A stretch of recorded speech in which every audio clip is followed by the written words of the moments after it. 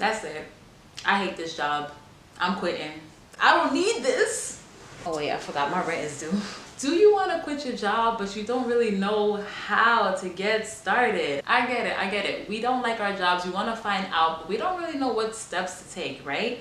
After watching this video, you will see how to quit your job responsibly, how to set yourself up so you can still live your best life but live within your means. Make sure you stick around to the end because I will show you ways to supplement your income so that if you do want to quit, you have other sources of income. You have other streams coming in so you can make decisions that you want and get your time back, which is, to me, what wealth truly is. All that and more, so keep it locked. This is Crystal with the Cash Compass. Hello, welcome or welcome back. I am here to teach you all the things that you should have learned in school about money, but for whatever reason they forgot to mention it. Please be sure to subscribe and like this video. I already know you're gonna like it. We talk about everything from the economy to personal finance to investing, and I get right into it. So you want to quit your job, I understand that, but we have to be responsible. There are some people who just get upset, they quit, then they figure it out. Then there's you doing your research and you ended up here, so you're doing the right thing. Let's make sure that we are prepared so that in general we can set ourselves up to live a life that we really want to live. And if we want to quit our jobs, we have a system in place that allows us to do so responsibly, economically, and yeah. So first, not to get all therapeutical on you, but really assess what is wrong with your job. Do you really want to quit? Or is working part-time an option? Is it just the industry or is it the company? Make that assessment and don't sit around and just in a job that you hate, okay? Allegedly, the unemployment rate is extremely low. So if you did want to move jobs and stay in your industry, you could probably do so with ease, but make sure you are applying for jobs before you quit your job. I would never advise somebody to just quit a job and then look for a job. That's a bad idea. If your main concern is about money, we are going to talk about some strategies that will help pad your income. But ultimately, if you can work part-time, maybe you can consider cutting some expenses and really budgeting tight so that you can get some of your life back and then get that mental cleansing that you need. The most important thing is to have backup income. Whether or not you love your job and you want to quit or not, it's really important to have multiple streams of income because you really don't know what's going to happen and you got to diversify. Side note, but a lot of people always get like, ooh, when you're telling people you're a business owner, because they're like, well, what if this happens? What if that happens? You know, but your day job is not guaranteed either. The company can be going down the drain and you don't even know it. There could be companies who are having billions of dollars of losses and people just work there. They're not in accounting, so they don't really care. But then the next thing you know, you're laid off. Nothing in this life is guaranteed. So if you kind of shift your efforts around, you can at least hedge some of those risks. And we know the most important thing about your job is the money and maybe the free coffee, because let's be real. Who wants to spend $5 at Starbucks? If you want to quit, let me ask you this. How much money do you need, absolutely need, every single month for you to be able to live with no problems? If you cannot answer that question immediately, you have some homework to do. You need to go and get all your bills together, all your miscellaneous but necessary expenses, and see what that number is.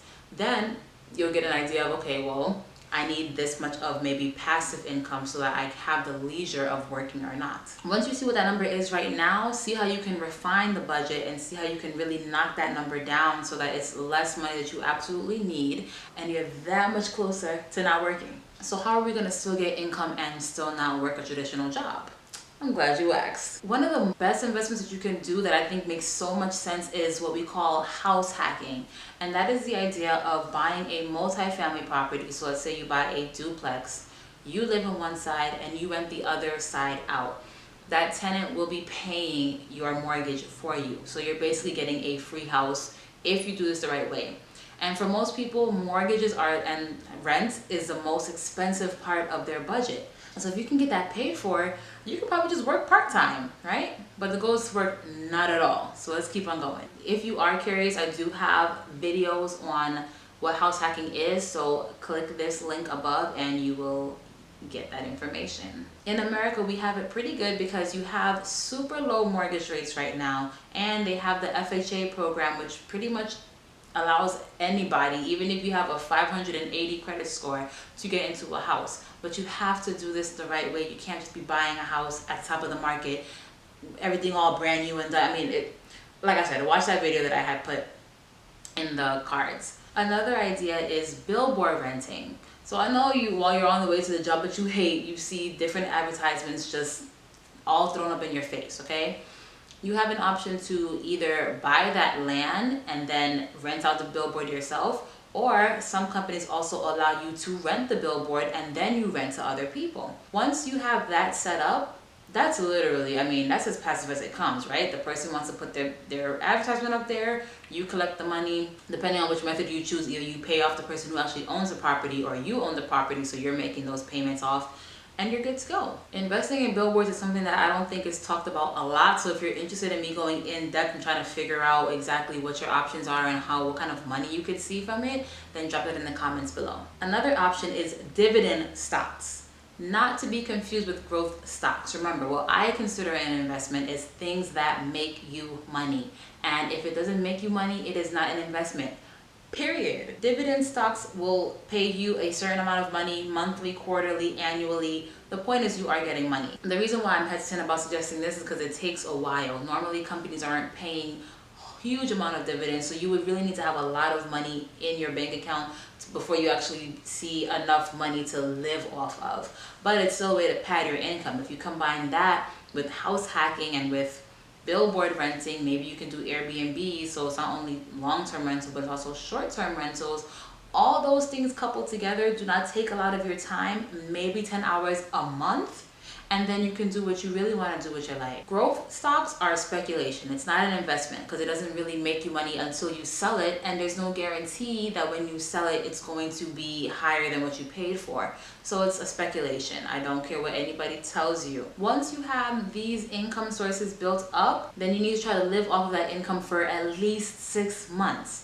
Remember, the title of this video is not how to quit your job fast. It's how to quit your job responsibly. And you need to understand that if you want to be responsible, you got to take time. Slow and steady wins the race. We've all heard that before. So you have to be strategic. You have to plan this out and really write everything down and get an understanding of what your financial picture looks like and what moves you need to make. But live off of that income for at least 6 months. Do not spend your day job income. The money that you're making for your day job, put it in a savings to go invest in another property, or to go invest in some more stocks, or to go invest in billboards or laundromats. I mean, there's a lot of weird businesses that you wouldn't think about that make people passive income. Because like I've talked about on this channel before, it's not enough to save. Maybe when your parents were saving, it made sense because interest rates were like at 7, 8, even in the double digits. But at this juncture of life, we're getting 0.1%, maybe 1%. I mean, that's laughable, and you cannot make a living off of a 1%